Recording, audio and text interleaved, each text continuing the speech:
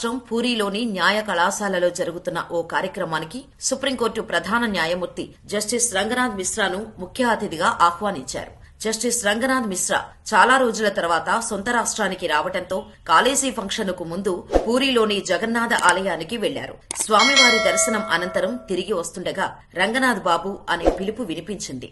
అక్కడే ఆగిపోయారు. మళ్లీ రంగనాథ్ బాబు అని గట్టి అరుపు. జస్టిస్ రంగనాథ్ మిశ్రా ఆశ్చర్యంతో సుప్రీంకోర్టు ప్రధాన న్యాయమూర్తిగా ఉన్న నన్ను పేరు పెట్టి పిలుస్తోంది ఎవరు, అది కూడా గుడిద్వారం దగ్గర అనే సందిగ్ధంతో వెనక్కి తిరిగి చూశారు. అంతే, ఒక బిచ్చగాడు ఒళ్లంతా కుష్ఠువ్యాధి సోకి వికారమైన ముఖంతో కుళ్లిపోయిన కాళ్లు చేతుల్ని దాచుకొని కనిపించాడు. జస్టిస్ రంగనాథ్ మిశ్రా, ఎవరయ్యా నువ్వు, నేనెవరో తెలుసా, నన్ను పేరు పెట్టి మరీ పిలుస్తున్నావ్ అని అడిగారు. ఆ బిచ్చగాడు బదులిస్తూ, సార్, మీరు నన్ను గుర్తుపట్టలేదా? నేను అనంత చక్రవర్తిని, పేరు మోసిన బందిపోటిని. మీరు ఒడిశా హైకోర్టులో ప్రాక్టీస్ చేస్తున్నప్పుడు నేను మీ క్లయింట్ని. దోపిడీ హత్య కేసులో నాకు దిగువ కోర్టు జీవితకాల కఠిన కారాగార శిక్ష విధిస్తే మీరు నా తరపున ఒడిశా హైకోర్టులో వాదించారు. ఆ కేసులో నేను నిర్దోషిగా బయటపడ్డాను. హా, అవునయ్యా, గుర్తొచ్చింది.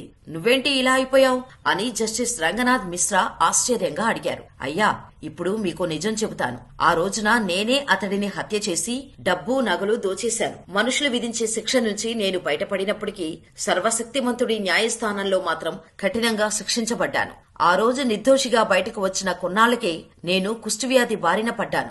నా శరీరమంతా కుష్ఠవ్యాధి పాకిపోయింది. అవయవాలను కోల్పోయాను. నా కుటుంబం, నా బంధువులు, ప్రజలు అంతా నన్ను అసహించుకున్నారు. అందరూ కలిసి నన్ను ఊరి నుంచి వెళ్లగొట్టారు. ఇప్పుడు నేను రోడ్లపై పాకుతూ ఆహారం కోసం అడుక్కుంటున్నాను. ఎవరూ పెట్టకపోతే పస్తులుంటున్నాను అని అనంత చక్రవర్తి గద్గద స్వరంతో చెప్పాడు.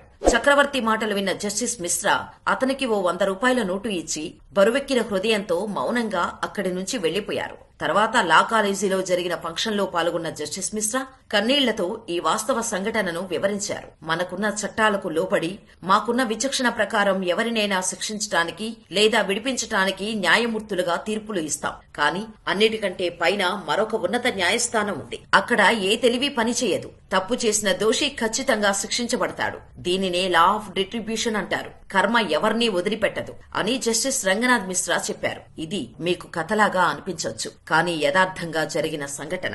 అన్నీ బాగున్నప్పుడు విర్రవీగి చివరికి ఘోరంగా పతనమైన వాళ్లు మీ జీవితంలో తారసపడితే వాళ్ల వివరాలు మాకు కామెంట్ రూపంలో తెలియచేయండి.